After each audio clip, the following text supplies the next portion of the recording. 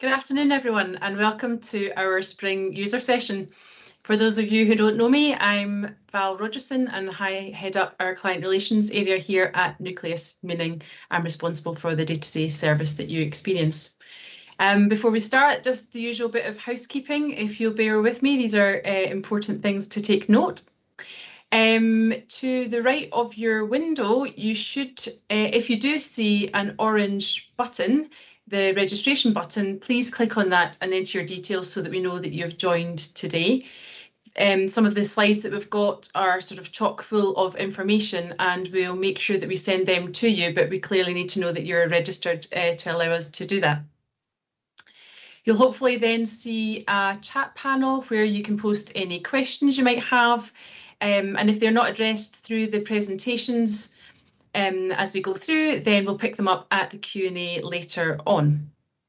If you have any technical issues, as these things do happen as we go along, you can see some frequently asked questions below the chat panel, or you can email events@nucleusfinancial.com and the team will be happy to help. So I'll just go on to the agenda for today. Oh, can we see the agenda? Thank you. So I'm just welcoming you all and I'll just give you a brief update on what we've been up to. I'll then pass over to John Walls, who'll take you through the usual platform development session, before handing over to then Sylvia, who's going to tell you some exciting news about what we're doing on our new business rewrite. And then we'll finish off today with a question and answer session where Sylvia, John and I will be joined by a couple of additional guests. And we aim to close at 2 o'clock today. But first of all, before we go on to that, I just want to briefly mention the corporate situation with James Hay. You'll all be aware of that, but I just wanted to say up front that we won't be able to really cover that in any detail at all today. It's just the nature of these things where we need to make sure that all the information that we talk about is in the public domain, so we can't add anything to that. I guess the one thing we can say is that we're really on the final stages where we're waiting on regulatory approval, which is currently underway. So we don't think it will be too long that this uncertainty will go on for, and that we'll get to hear the news from the regulator relatively soon. And now on to my bit.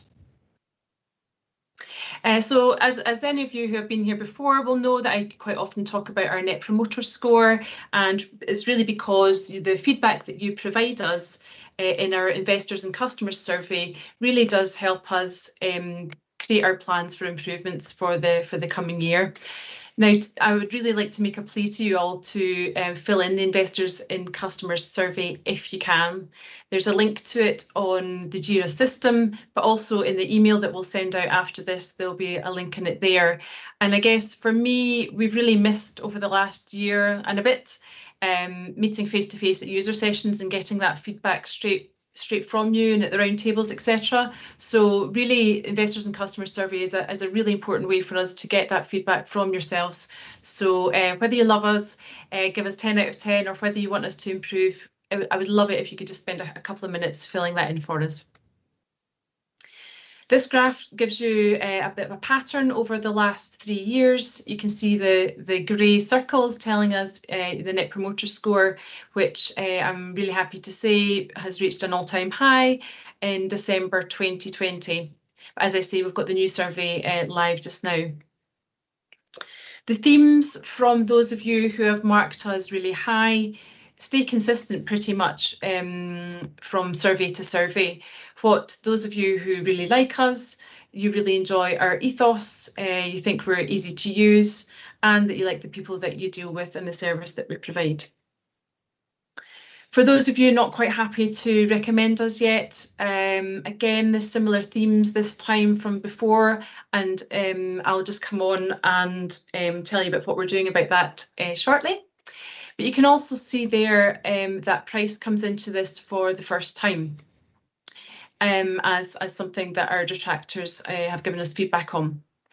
And I just wanted to say today that we have been actively looking at our options to reduce price and are already in discussions with our future colleagues at James Hay about this. Clearly, being part of a group with £46 billion of assets means that we can share the benefits of this scale back to our customers, so watch this space.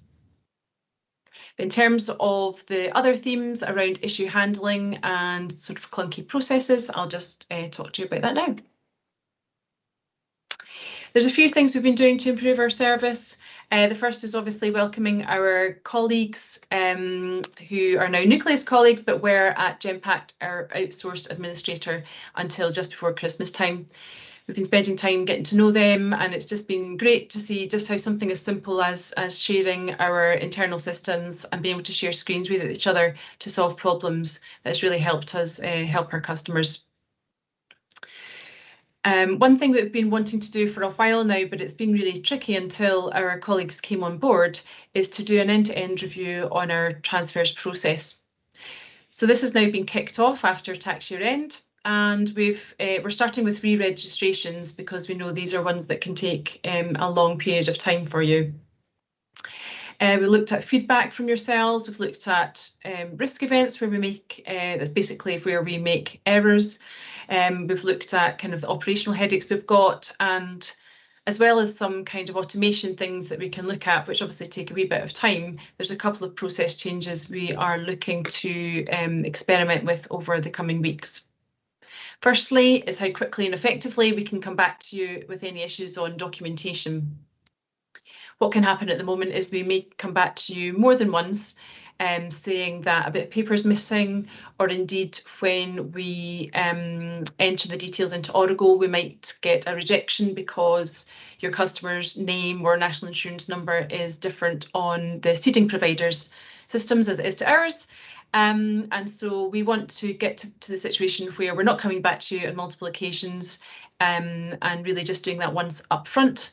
But what would be great to avoid any of those issues is if you could check out the information that you have with the seeding providers before submitting, because this helps these things go more smoothly and stop any delays to the customers. The next other bit for the transfers really is about how we set expectations about how long a re-registration process might take. Clearly, we often have to wait on fund managers, etc. So it's really about how can we set expectations with that. And we've made some changes to our chasers process, but we think there's more that we can do in this place. So again, over the coming weeks, we'll be trialling some new approaches. Then the third purple blob there is on risk events. Again, that's where we log all the errors that we make. We've performed an analysis into that to work out where is it that we are making mistakes. And what we found is that now that we are taking a lot of instructions via Jira, scanned documentation in, we are making some mistakes when we get multiple queries on a single Jira. So what can happen is you send in lots of forms and lots of requests on the one Jira, and then you end up with one kind of thread through the Jira, but 3 different conversations because there's maybe 3 different actions we need to take.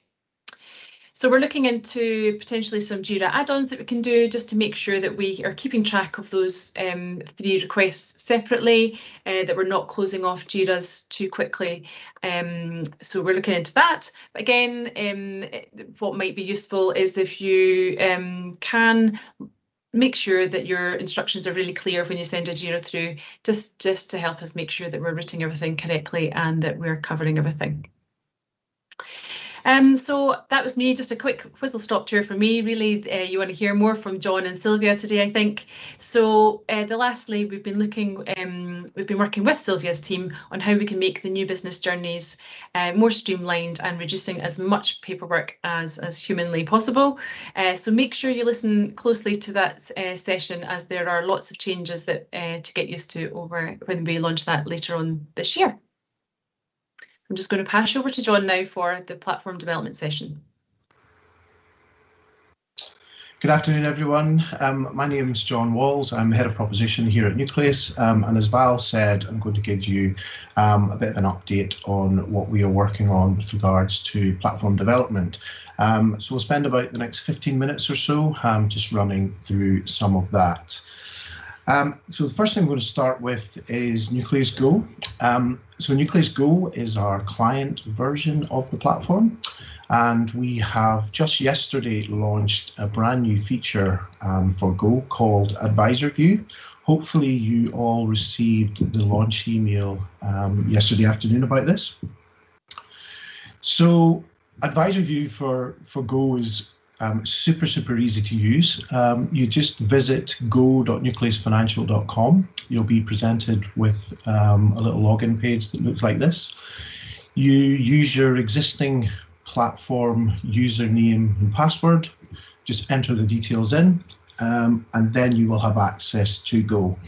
Now, the Advisor View for Go is slightly different from the client view in the sense that you will land on this page. The reason for that is because you're going to have access to look at all of your clients' accounts, so you need some options to be able to choose different clients. If you have got access to more than one firm or more than one location, you can select it from the select a firm field. If not, if you only have access to one, then your firm will already be defaulted there. Then you just simply use the client search field to type in the details and search the drop-down list to access each account. When you do that, you will then land into the view that your clients can see. So here's a little simple account, test account that I've got set up in my name. First thing to draw your attention to is up in the top left-hand corner, you can see next to the email address that it states read-only mode. This is, I guess, an important feature. So it means that you can view everything within Go that your clients can, but any of the features that your client can edit or update on, they are not live for you. So you can go in, you can see them, but you can't actually make any updates in Go on behalf of your clients. So using the icons down the left-hand side, you can navigate through different pages. So we have an analysis feature in there. If you're using Narrate, you'll be very familiar with this type of feature. You can access the transactions history page if you have got that switched on for your clients. You can view the documentation page as well, so you can go in there and download correspondence as well. Really super simple to use. Up in the top right-hand side, we have a switch client button. So if you want to look at more than one client, switch between the two, you simply click on that button and it will return you to the landing page where you can then search for additional clients. So if you haven't had a chance to log in and have a look at this, I would really encourage you to do so. We really hope that adding this feature makes answering your client queries much easier, because you'll be able to see exactly what they're seeing. And if your clients aren't using Go, then perhaps this will be kind of the nudge for you to start to encourage them to do so, because you'll be able to see exactly how simple and straightforward and easy it is to use. Next up for Go, we are developing an app. So Go is already a mobile responsive website, so it works really well across desktop computers, smartphones, tablets. But we think we can improve the mobile experience even more by developing an app which will be downloadable from the App Store. The team are already working on this and scoping out some of the features and user journeys that we will need to take advantage of some of the additional features that an app allows us to do. So on the screen on the right hand side, you can see mock-ups of Apple's biometric logins, so making use of Face ID, making use of Touch ID for devices that are enabled with both of those, and that will make the login journey much smoother for users. In the future, using the app technology, we'll also be able to add additional features such as notifications, make use of that technology as well. So as I say, this development is already underway in scoping, and actual coding and development will be starting very, very soon. We are also redeveloping Narrate. So why redevelop Narrate? Well, Narrate's been with us now for just over 5 years. It's probably been one of our most successful features that we've ever released, actually. But as I'm sure you all know, technology moves on pretty fast and has done over the last 5 years. So we want to give it a bit of a refresh, and that kind of forms 2 parts. First part will be a refresh of the kind of back end and the calculation engine.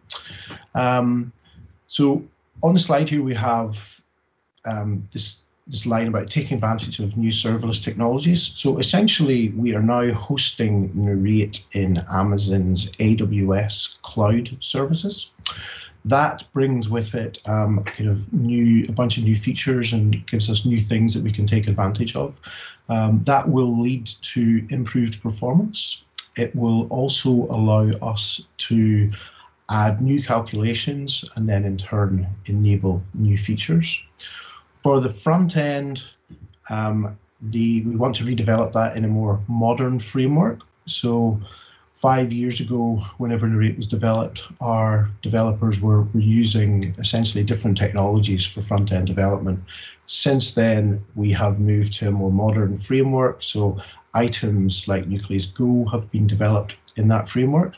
The big benefit of moving to that, again, is that it will enable us to create a smoother UI, add new features and improve existing features. The outputs will look better, and we'll be able to add some of these new features that many of you have been asking for. So what have we been doing? So re-engineering work in the back end. We started that with benchmarks, and we're actually going to be able to release that into the current version of Narrate. So as well as the re-engineering part, we've added some improvements, and we will have some new benchmarks being added in there as well. We want to create a new calculation engine to enable the calculation of costs and charges information. On the front end, a new UI, including some new features, some more customization features. So that will allow you to arrange reports and add some, add your own, customize them to add your own take on them. We'll add a new feature to allow you to calculate ex post costs and charges. So you will be able to go in and run costs and charges reports yourselves between dates of your choosing. And finally, a really big feature we want to add is a bulk reporting feature. So this will allow you to produce multiple Narrate reports at once rather than having to do them individually per client. So next steps, once we get the benchmarks work completed and released, we will then move on to this further re-engineering of the kind of back end and the builds for the calculation engine that will do the costs and charges work.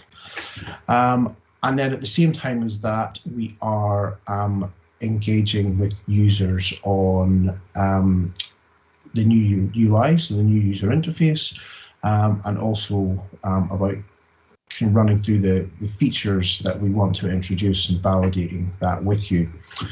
Alex McGregor is a product manager here at Nucleus, and he's the person who's going to be looking to do this engagement with users.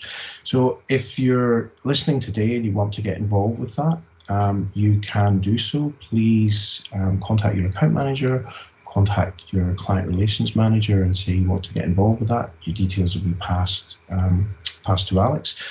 Alex is also particularly interested in speaking to people who do not use Narrate.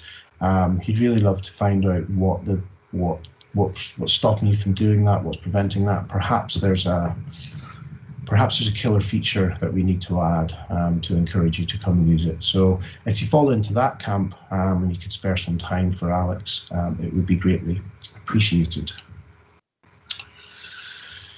Next, we have our integrate service. So our integrate service is the API service that we use to connect different software systems.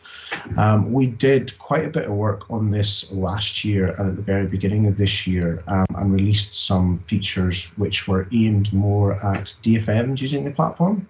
So they can now, through the use of the API, update model portfolios and also rebalance accounts.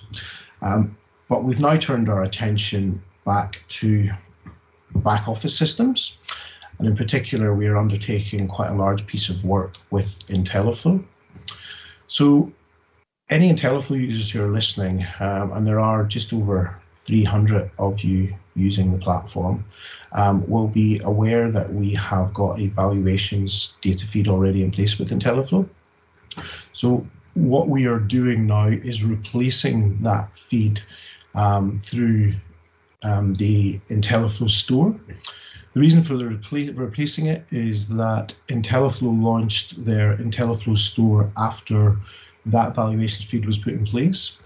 And the IntelliFlow store is essentially a new framework that allows companies like us to develop apps in that store to do different data feeds. So we will replace the valuation service. Work on that is well underway.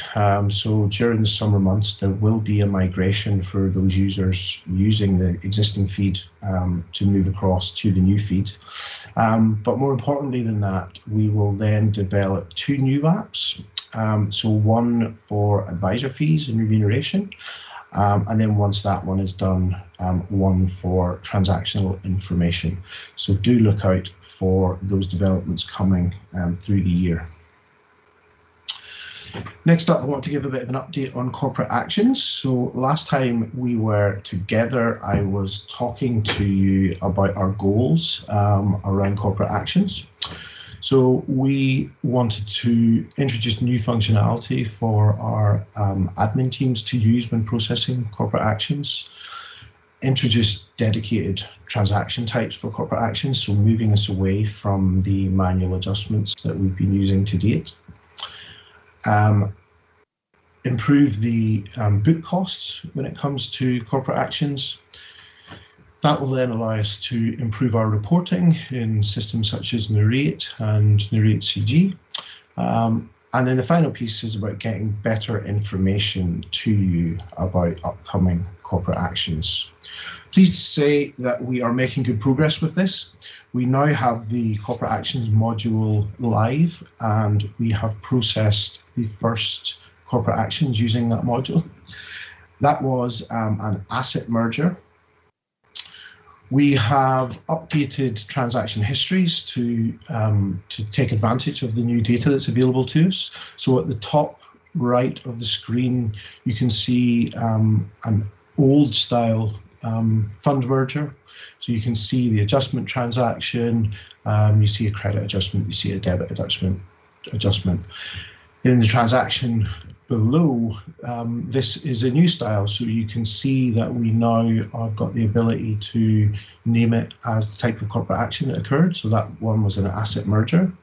And the 2 transactions are linked together, so you can see the debit and the credit better linked together. We have also updated Narrate CG. So again, previously, we didn't have as good a narrative on the transaction type. That is now named as a merger, and you can also see that the acquisition costs are being carried across from the asset that is being merged out of across to the new asset. Next, for corporate actions, we have got additional transaction types to add. So we're now working on our priority 2 transaction types, so adding equity merger, consolidation, stock split, capital returns, and liquidation payments. And then we want to get the better information out to you. So we're going to be creating a new tab on the platform, which will contain information about upcoming corporate actions. So you'll be able to go there, download information that's been provided by fund managers, and view everything with regards to that. We're also adding some additional investment info in there as well, such as information on cash rates and new funds that have been added to the platform. Next, I want to talk about Flexible ISA. I'm sure you're all very familiar with Flexible ISA and what that permits you to do. I'll just quickly run through it. So it allows you to withdraw monies from an ISA, but replace them before the end of the tax year that they're withdrawn in. When you do this, the current year's ISA subscription is unaffected, so you can replace those monies but still do your ISA subscription for that year. Really happy to say that we have got this in development with Bravura, and we're targeting an end of the year release for this. We've actually got our first update call with Bravura this afternoon to check in on progress of this development. So this is definitely a much asked for feature, so we're absolutely delighted to be able to add this. We have also been researching quite a number of different features that you've been asking us to add to the platform. So at the start of this year, we had a new product manager join my team, a chap called Paul Curran. For the first kind of 6 months of this year, one of the things that Paul has been doing has been conducting research with lots of users of the platform, and in particular he's been looking at advisor fees and illustrations. So he's spoken to, I think it's around 30 different firms so far, and that number is rising, so there's still an opportunity to speak to him if you want to input into any of this.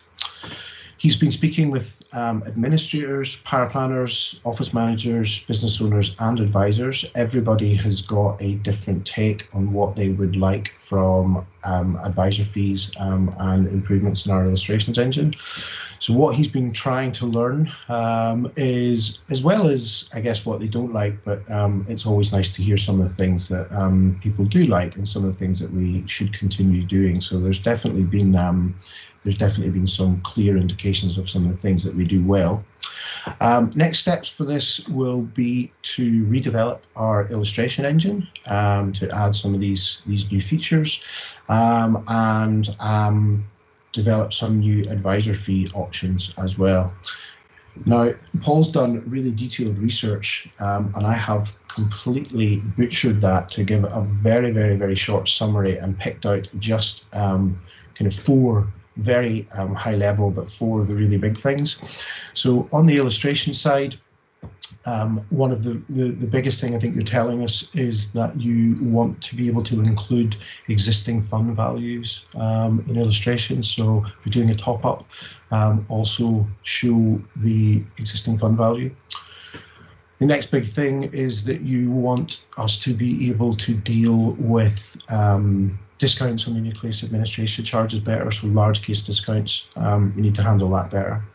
And you're also keen that we can show any family linking discounts better in the illustrations. On the advisor fees, the big thing being asked for is with regards to ongoing advisor fee charges, and that is the ability to tier those charges. We do have some other exciting things coming along with regards to fees, but Sylvia is going to cover that in just a little bit when she talks about new business. Another area of research for us has been on splitting drawdown pots. So why do we want to split drawdown pots, or why do you want to split drawdown pots more accurately? So you have been telling us that you want increased flexibility when it comes to managing retirement strategies for clients in drawdown. You want separate pots for different investment objectives and time horizons, and you want to be able to freely move monies between these pots. What's the picture today? Well, you can move a client into drawdown. You can crystallize more monies into drawdown, and you can have separate pots. You can also have a choice of putting it into an existing pot or putting it into a separate pot. What seems to be really missing, though, is that these pots must be kept separate. The current way the platform is currently set up, the pots must be kept separate. You cannot transfer monies between these pots once your client is in drawdown. Where do we want to get to in the future? Well, we want to have an arrangement more like this, which will allow multiple drawdown pots to be created. It will we will create a link between these pots to form a group, which will then allow for free transfer for monies between the drawdown pots that are in this group. So we're working on this at the moment. We've been scoping it and writing our requirements. We've been speaking to our operations teams who process drawdown. We've been speaking with our pensions technical experts, and we've been speaking with a number of advisors about how this operates with other providers. Next steps are, so we've submitted our requirements to Bravura. Other Bravura clients are interested in this feature, so there may be an opportunity to joint fund, which is one of the benefits of having an outsourcing arrangement, with a technology provider like Bravura. Next steps are for them to write a detailed solution design, play that back to us. At that time is when they tell us as well how much it is going to cost, and then that's kind of usually when the fund starts, and we see if that is manageable within budget. But that's the next phase for that. So 3 big areas for improvement in the platform being identified through that research. Just to close off today, I want to talk to you about some of the releases that we have got coming up later this year with Bravura. So running along the bottom of the screen there, we have got a line work stream called AWS. So that is when we are going to migrate the hosting of the platform from a Vodafone data center into Amazon's cloud AWS services. That gives us lots of benefits going forward, such as performance enhancements and scalability. Then we have this upgrade and release work stream. So next up on that work stream is release 22, which is a maintenance release. That is coming along in the next couple of weeks, and that's when we'll fix a number of defects in the platform. Then at the same time as the AWS migration, beginning of Q4, we will upgrade the platform from Sonata version 8.5 to 11.1. And one of the main benefits of doing that will come a couple of months later when we are able to release the new business revamp that Sylvia and Co have been working on. And here's Sylvia now to give us more detail on what that new business revamp looks like. Thank you.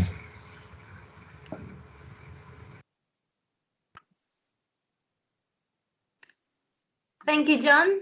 Good afternoon, everybody. I hope you're all well, or as well as you can be with everything going on.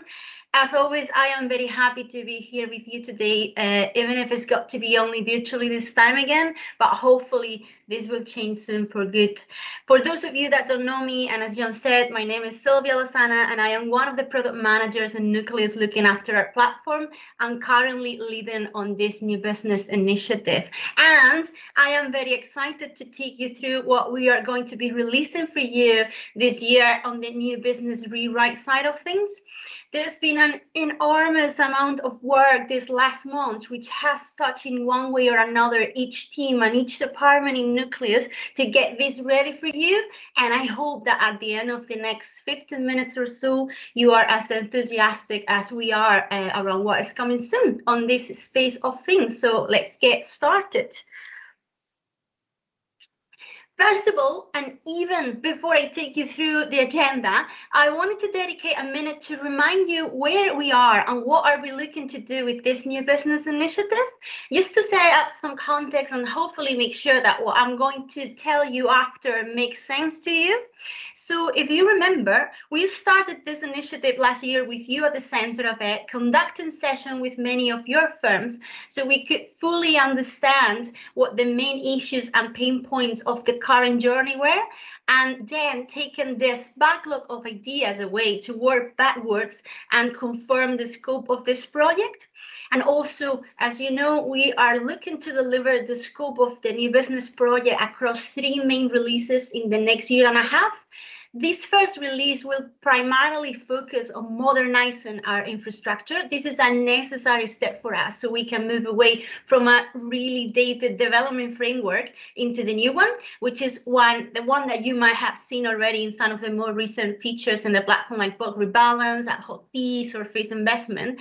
And that will serve as a foundation to build all our propositional items later on in the next following releases.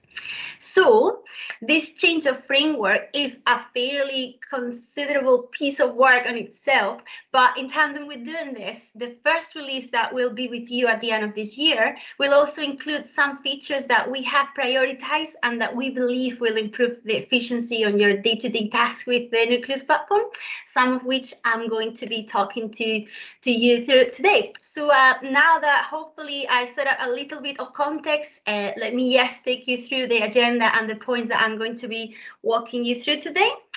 I'll be taking you through our new approach for client declaration and handling of fees in Nucleus, also through some of the functionality improvements and process enhancements that we are going to be releasing at the end of the year.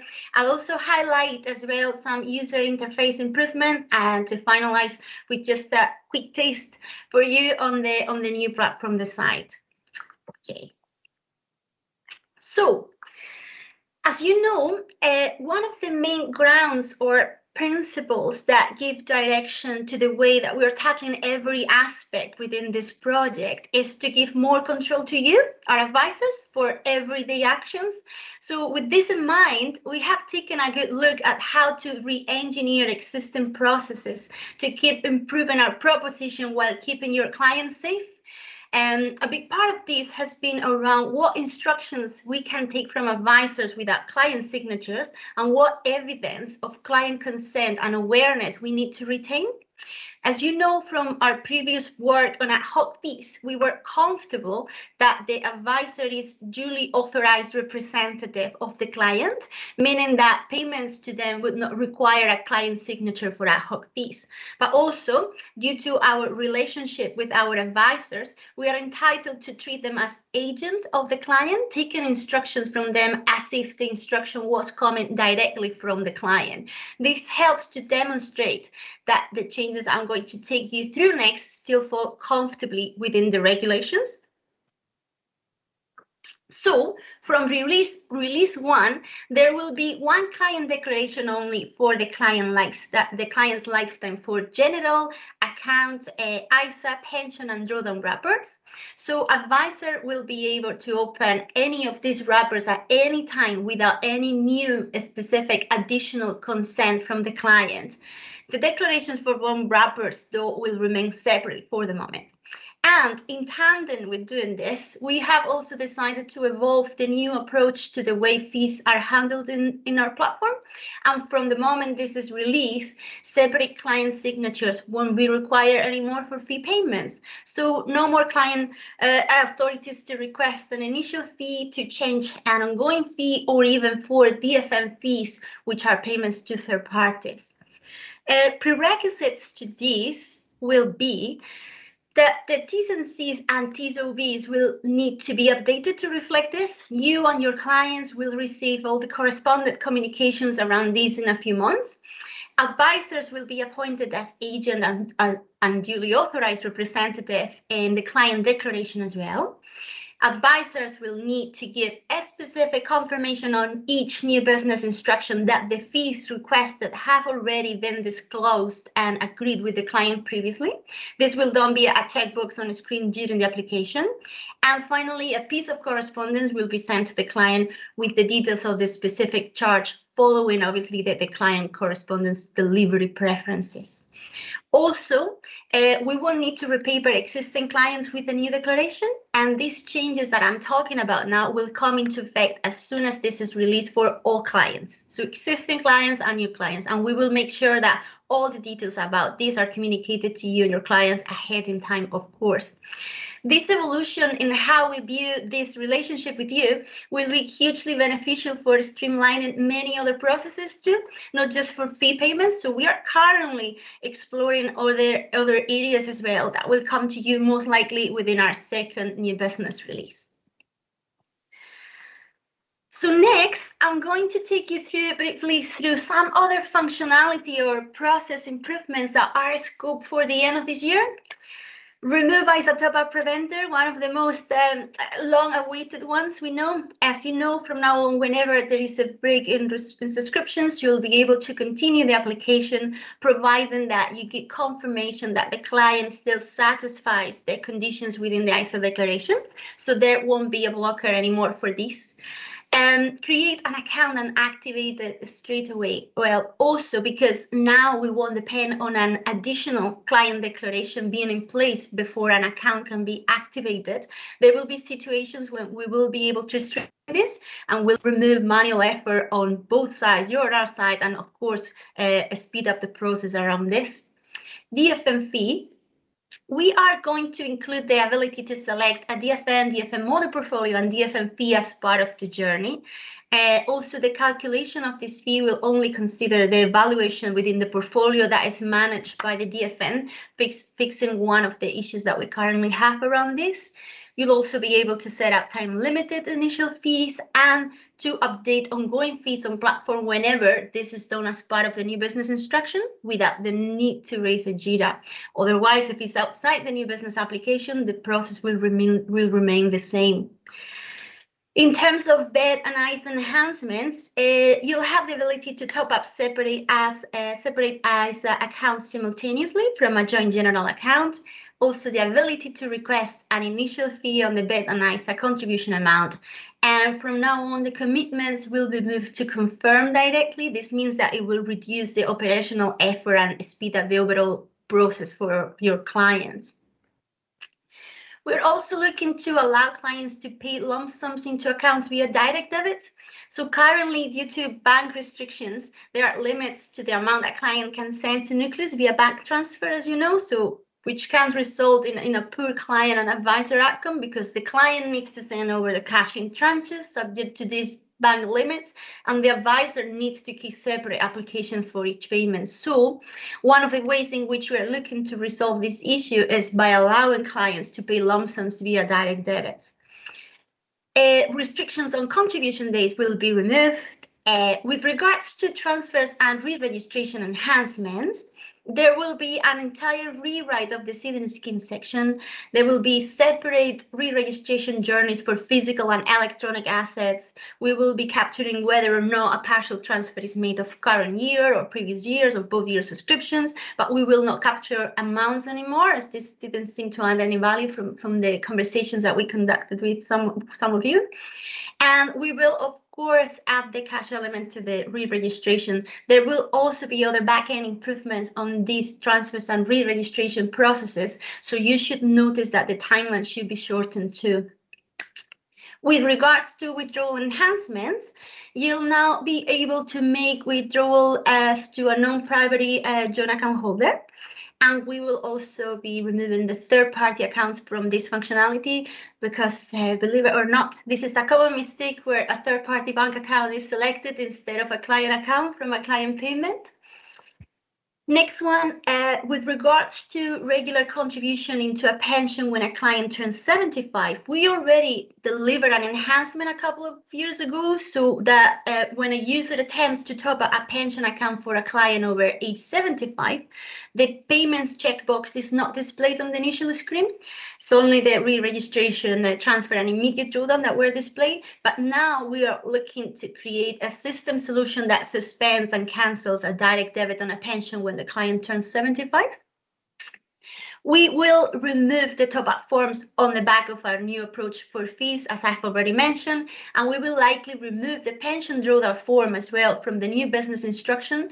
This is because we have agreed that it isn't necessary for a client to sign a drawdown form for any crystallization request, providing that at the moment of the instruction, it is clear whether or not the client has sufficient LTA available when crystallizing on the platform. So relevant pre-sales documentations and T's and C's will be updated to emphasize these. And we are currently looking into these mostly to find consistency in this process whenever it is triggered inside and outside of the new business journey. Individual and employer AML checks will be done online. Well, individual is already there, but employer will be done online during the pension application. So making this attestation available on web means that we will be able to remove the AML forms. We will keep the AML for employer in the library just for the case of POAs until we capture POAs on platform. But apart from that, they won't be necessary anymore. And all documentation, we will pre-populate all paperwork that we can remove. And there will be a pre-submission screen summary with a checklist of all the documents that are required for the application, with the standard documentation as well, so you don't have to go to the library and search for these documents, just to make it as easy as possible. And to finish up, there are a few other user interface enhancements that I wanted to share with you today. We have improved the logic for the correspondence section. So the platform currently allows advisors to create a client with no email address, but still set the client's correspondence preference to online. So as a result of this, the client will not receive an invitation to register for Go, meaning that they will not receive key pieces of correspondence. There's just a minor amount of clients that are affected by these, but we have, of course, fixed it and this as part of this new business project, but also a call here for all of you to emphasize how important keeping data quality for your clients is. We will also now allow correspondence notifications to go to more than just the primary email address. You will be able to give a nickname to clients' bank accounts, so it's easier for you to distinguish them. The client bank details will be obfuscated as well to ensure that the full bank details are not displayed where it's not necessary. We have integrated also a company house API in the company client record, where you'll be able to input a company number and it will retrieve the relevant details from company house, just to reduce the amount of manual data entry that you have to do. We have also improved the data capture of many client records, beneficiaries, settlers, just so that required information is always in place. Just for instance, the nationality information for JISA account holders that wish to trade on MiFID II reportable assets. And one more UI enhancement that I wanted to bring to you today relates to the process of contributions into a client's account followed by an immediate drawdown. So today, if a user keys a contribution or transfer for immediate drawdown but asks an investment direction instead of leaving it in cash, it delays the processing of the PBR, and also if sell down is required for the PCLS, it will delay that even further. So currently, our user operations team need to manually stop the buy trades from happening and leave the contribution in cash for the immediate drawdown. So it requires a lot of manual effort on your side, on our side, sorry, so your client won't suffer the delay in their payment.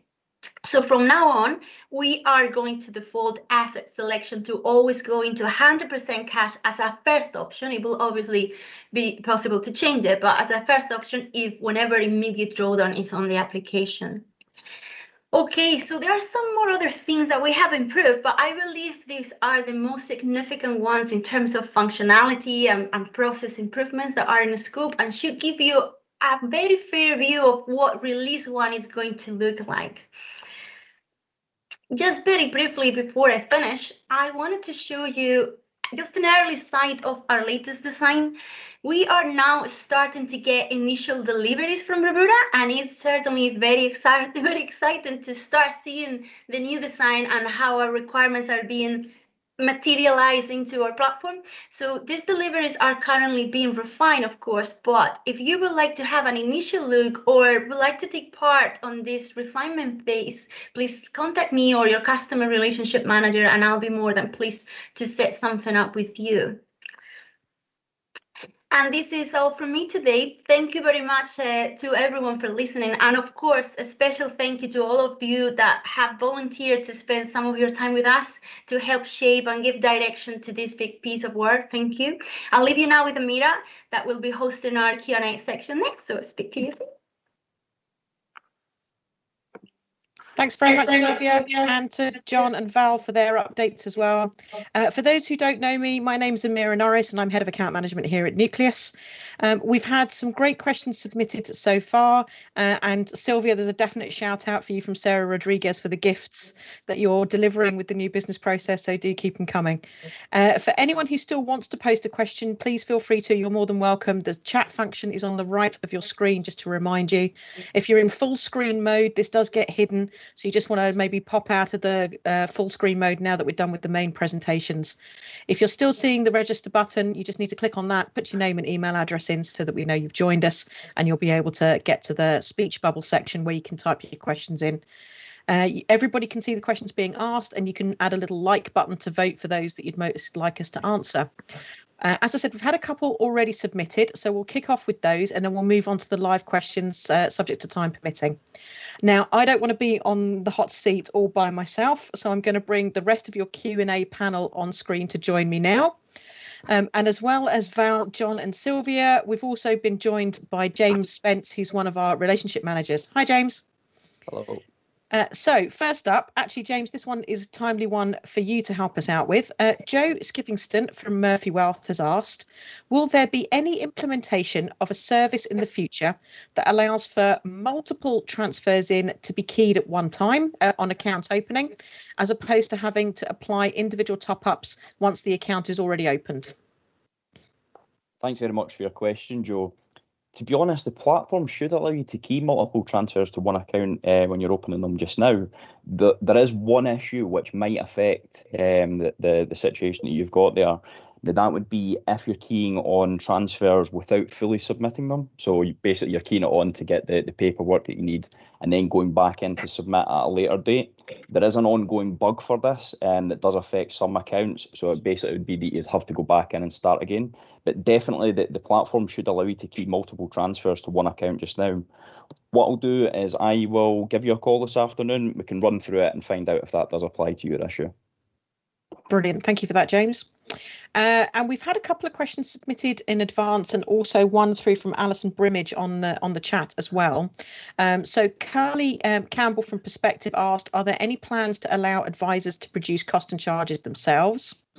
And Paul Clark asked from Fairstone Devon, will they be able to run charges online to our date range rather than to that of the calendar year statement? Now, hopefully John's update has reassured you that it's definitely on our roadmap. Alison has asked, though, this has been around, been talked about for a number of years. It still seems some way off. What's the time scale for it now, John?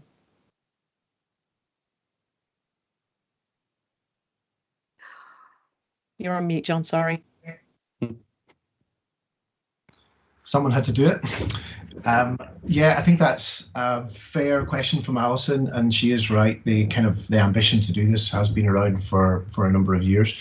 We have struggled in order to get the kind of daily transactional information into the calculation engine that we currently use. And to basically be able to, allow advisors to go off and do this themselves. So that's why we've taken the decision to kind of rebuild or build our own calculation engine as part of the Narrate rewrite. I would love to be able to say here and give a cast iron guarantee of this is when it will be delivered, but all I can say really is that we are going to be working on that through the second half of this year, and we would expect to be able to release that next year. But I guess we'll hopefully be able to come back in November when we do the next sessions and we'll have done some work on it and give a more firmer update. But it would be foolish of me to promise a date at this stage of the work. Brilliant. Thank you for that, John. Val, one question for you. This month's Newspeak suggests that some clients are going to have their paper correspondence turned back on if they've been locked out or they have invalid email addresses. Why are we doing this at Nucleus, and how can advisor firms check which clients are going to be affected by it? Yeah, okay, thanks.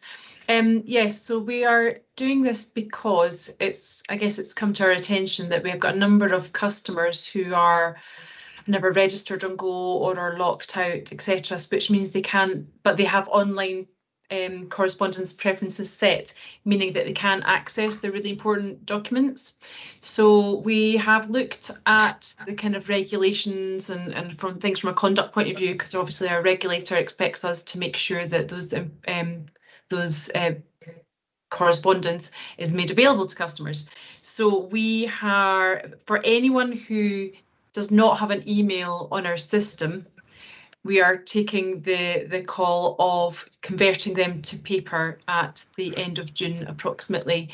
By I think this time next week, we should have the list available for people to know, and we'll be communicating that if any of your clients are kind of in that boat.